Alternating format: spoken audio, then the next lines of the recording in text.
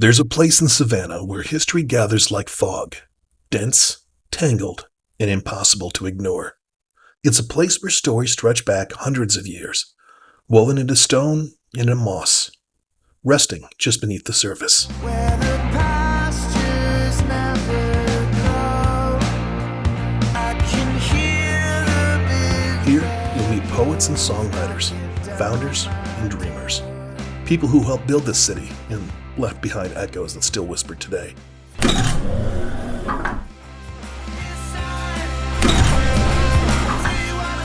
And today, we'll touch on one of Savannah's most notorious crimes, visiting a young man whose troubled life and equally troubled end still haunt one of America's oldest cities.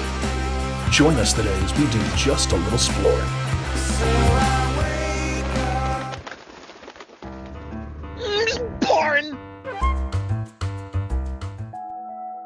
Good morning. Welcome to Bonaventure Cemetery here on the outskirts of Savannah, Georgia. This is easily one of the most picturesque, one of the most historic cemeteries that we've ever visited.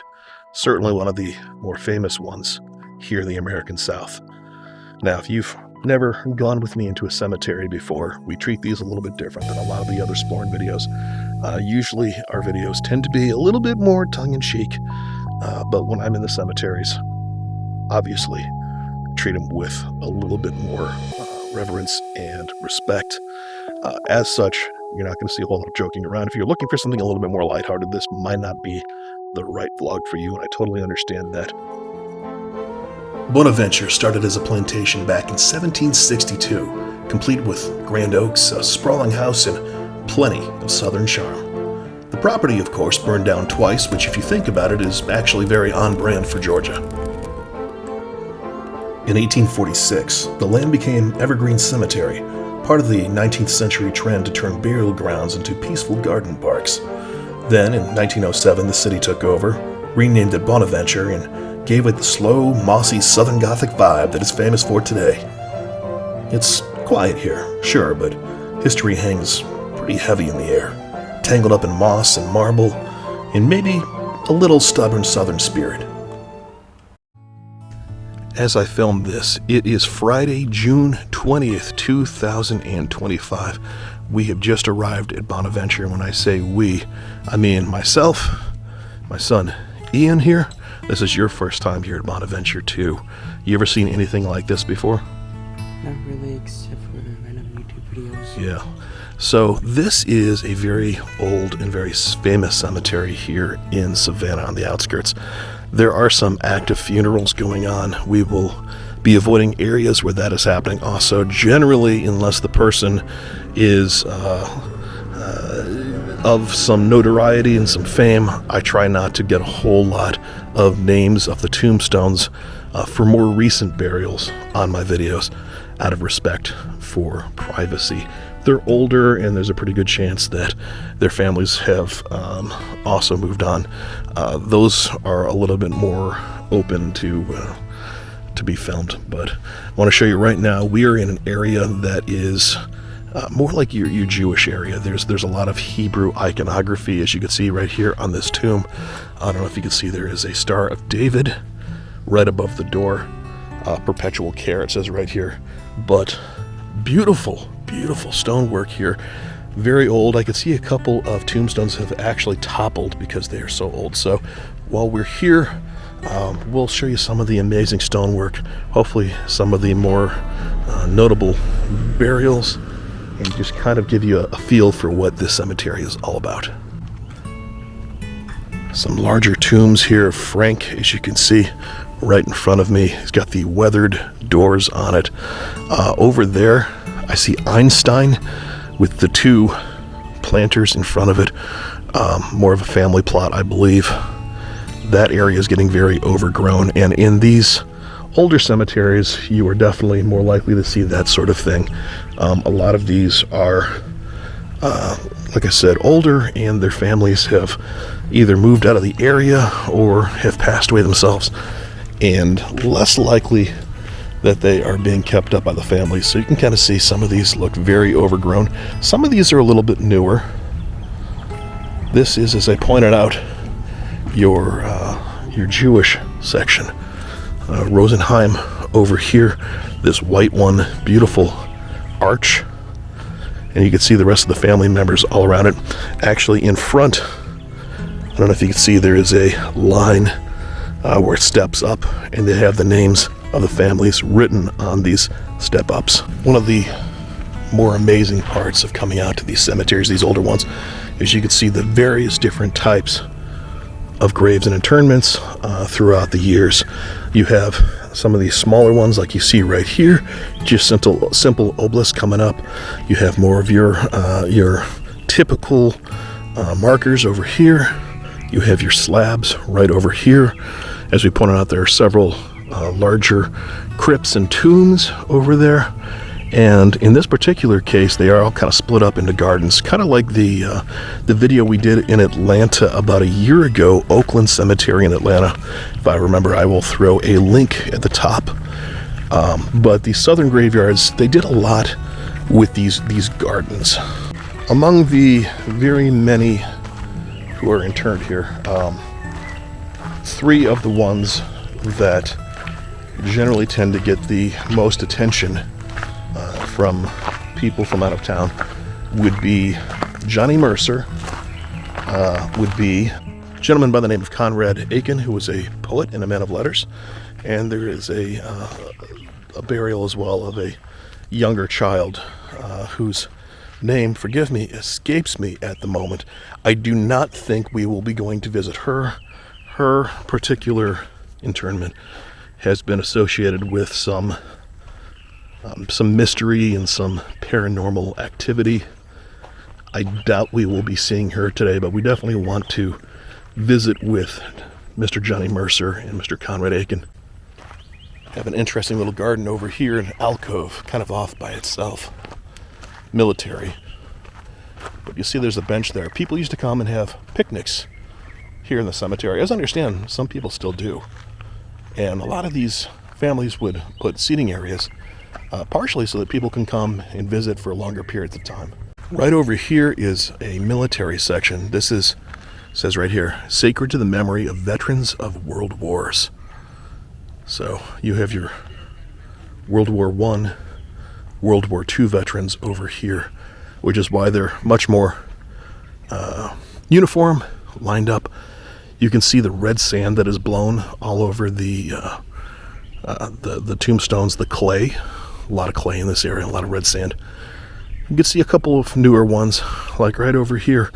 There is a very clean, more colored one. He has only been gone for about a year, and that's why his is not as red as some of these other ones. Take a look at this one. This is for Richard Joseph Nunn, scholar, Freemason, born in Wexford, Ireland, December 13th, 1830. I think it says 34, 31. It's kind of washed out. Died in Savannah, Georgia, June 29th, 1910. I saw this from a ways off. I have never seen anything quite like this one right over here. The amount of time and art that went into that is just absolutely fantastic. Actually, this particular area is open. Most of these are closed, so you actually can't get in there. Over here, by the way, in memory of Sarah Telfair, widow of Edward Telfair, and the daughter of Sarah H. Haig, widow of Captain George Haig, USA. The Telfairs are a very, very well-known family here in Savannah. Telfair is actually the name of the museum downtown because they are one of the first families of Savannah. Mr. Telfair was actually the governor of Georgia way back when, and that may be where most people know his name from. Got a monument here to the colonials at Bonaventure.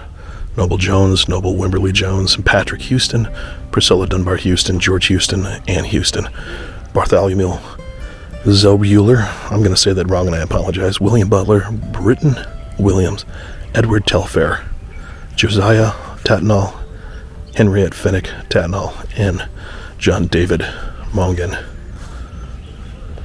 These are some of the 18 men and women who the remains were removed from earlier burial places and have been placed in this hallowed ground at Bonaventure.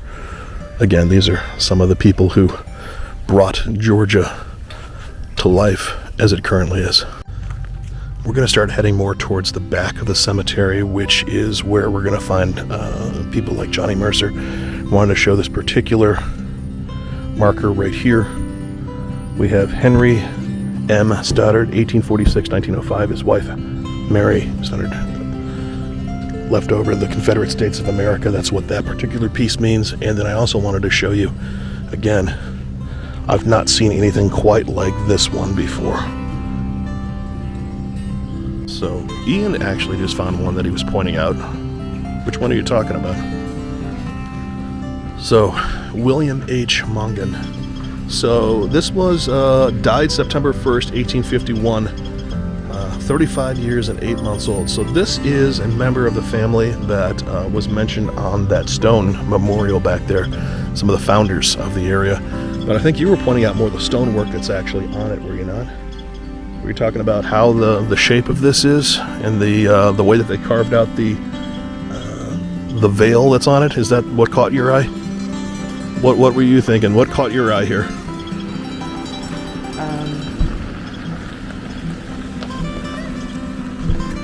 Just in general? Okay.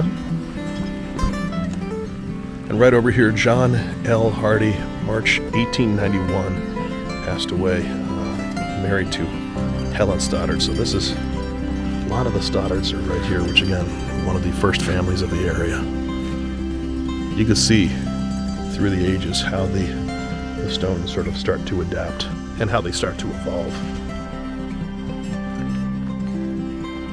Now, I have mentioned in several of my other videos in cemeteries, especially those that are maybe a little bit older, that we're going to run across a lot of Confederate symbols and iconography as we are here. That is just kind of part of being in this area. Does not infer any sort of endorsement of such things. Considering how large the cemetery is, how active it is, there are still burials here, how many tours we've seen gone by, how many people are walking around, it is still a very quiet cemetery, which is wonderful. People are definitely treating it with the respect that they should. Beautiful Spanish oak all over the place. The oaks in this particular cemetery are gorgeous. And unlike a lot of the other cemeteries that we visited, this one has stood up to the hurricanes pretty well, especially when you consider the geographic area of this one. We just jumped back in the car. We're going to drive back towards the rear area of the cemetery. This is, like I said, a very large cemetery. It would take us quite a while to walk around, and I'll be honest with you, it is summer in Savannah and the bugs are really biting, but we came across this amazing tombstone. Again, never seen anything quite like this before and wanted to at least get it. As I mentioned, we've come back more towards the rear of the cemetery, and I understand that over here is where Johnny Mercer has been laid to rest. Before I do, take a look at that beautiful tombstone for the Houston family. And right here you can see J. Mercer's Section H. Thankfully, a lot of these cemeteries in Savannah do a really good job of marking everything. This is not the oldest cemetery in Savannah. Colonial Cemetery downtown has the distinction of being the oldest, I believe. But anyone of note who isn't buried at Colonial is probably over here. You can see right here, one of the tours is coming by Johnny's grave. So I'm going to respectfully give them a little room. Show you the Dieter family plot in the meantime. So while we're waiting for these folks to do their thing over the Johnny Mercer plot, I should point out Johnny Mercer is considered to be one of the most prolific American songwriters of all time. More than 1,400 big songs. Moon River, of course, is probably his biggest, but I'll put a list of other big ones that you know here. Definitely some newer ones over here. But, you know, I say that. Here's a gentleman that was born in 1838, and his wife. He was born in 1841, so obviously there's exceptions. Also, look at the little kittens, the little black kittens that they have on that particular tombstone. Also, you can see obviously this one has got some years on it as well. And this is over here near Johnny. You can see the Mercer plot over there. Johnny is probably the most famous of the Mercers, but the Mercer family has been in Savannah for decades and generations, and there's quite a few of them that are quite important to the history. Over here we have the actual Johnny Mercer grave. Let me show you the entirety of the plot first. You can see right here, perpetual care. That means when they laid this plot out, they paid a little extra to make sure that the cemetery takes care of it. Johnny Mercer was Savannah's gift to American music, writing over 1,500 songs that included Moon River and That Old Black Magic. He co-founded Capitol Records, he snagged 4 Oscars, and had a way of making heartbreak sound like a smooth jazz club on a Friday night. And then right over here is Johnny Mercer's tombstone. Obviously a little newer and cleaner. Look at this bench here with some of the lyrics for his songs. Well, some of the names also. His songs, lyrics here. Come rain or shine, the days of wine and roses, hooray for Hollywood, in the cool of the evening, one for my baby, skylark, something's gotta give, the old black magic, and you must have been a beautiful baby. There's also a whole bunch of others like Jeepers Creepers and things like that. You've definitely heard his music. His gravestone reads, "And the angels sing," which honestly sounds pretty good for an afterlife playlist. Just make it one for my baby and one more for the road. I always like to document some of these more interesting stoneworks I've seen, and that definitely counts. I don't know what you would call that. A table, a platform, a stage. I don't know. It's funny, I actually could have just walked a little further and I would have come across the one that I was looking for next without having to jump back in my car. Conrad Aiken is over here. He is also a prolific resident of Savannah. He, poet laureate, man of letters, one of the great thinkers of our time. And he is down here as well. Wow, look at this. This is not it, but this has seen better days. Looks like there's actually a branch that came down in that plot. I'm not entirely sure who was responsible for cleaning those types of things up. Here we go, Conrad Aiken. He's right over here. Conrad Aiken's grave is less of a headstone and more of an invitation. It's a granite bench marked Cosmos Mariner, destination unknown. Aiken, a Pulitzer Prize-winning poet, wrestled with identity, time, and tragedy, so you can probably guess his bench isn't the worst place to take a minute and think.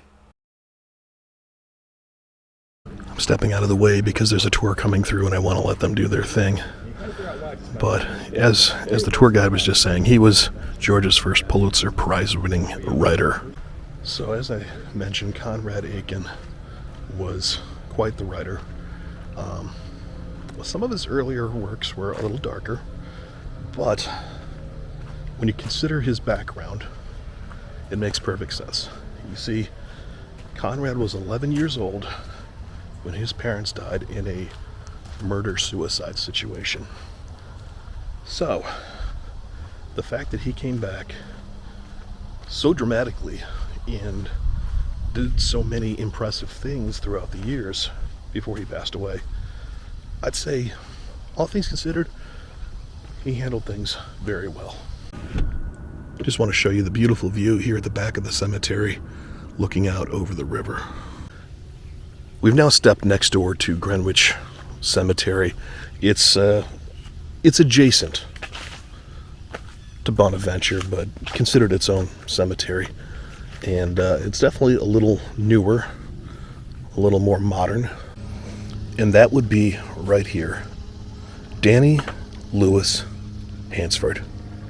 Born March 1st, 1960, died May 2nd, 1981. You can see People have been here, obviously. They've left some memorials to him. There are the flowers.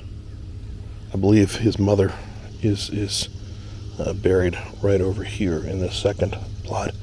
But a lot of little stones, shells, a couple of cars, black cars. The significance of the black cars would be that he had a black Camaro, supposedly painted entirely by hand with a flat black spray paint, and that was his prized possession. But this is Danny Hansford right here. It's a strangely fitting area to find Danny Hansford, a young man whose life was marked by questions of identity, struggles with substance abuse, and a nihilistic edge that made him both enigmatic and vulnerable. The events surrounding his final night remain shrouded in controversy, sparking a high-profile case that captivated Savannah and the nation alike. His story became the heart of Midnight in the Garden of Good and Evil, a defining moment in Savannah's nearly 300-year history, revealing the city's shadows beneath its genteel charm. Danny's grave is modest, but the echoes of that chapter still ripple through Savannah, reminding us that even the most beautiful city can hold secrets. In addition to the cars, the little glass stones, the shells and all that, they've also put some of these green, they look like muscle men from the 1980s. But I'm not going to touch them. I think they may actually be the new Wendy's DC superhero figures that have been out fairly recently here in 2025. I don't understand the significance of that, or if there potentially just isn't any significance. But this is where Danny Hansford has been laid to rest. And if you want to come out and see it, this is not as easy to find as some of the other ones. Kind of show you where we are here in Greenwich Cemetery. And we are currently in Section 8, Row G. You can find it by, if you're coming on the road, there's a very ornate and very unique heart-shaped stone only a couple of rows away. And there's this flagpole right here as well that you could use. It's a Braves fan, obviously, right there. So that would be Danny Hansford. They called him Billy Hanson, I believe, in the movie, but in the book they did have the correct name. Again, this is a Greenwich Cemetery, which is adjacent to Bonaventure. Bonaventure is more than stone and moss. It's a gathering place for stories that refuse to be forgotten. The poets, the musicians, the founders, and the ones whose tales are still unfolding. If you enjoyed this wander through Savannah's past, please feel free to subscribe. It keeps the stories going, and it reminds the algorithm that I still exist.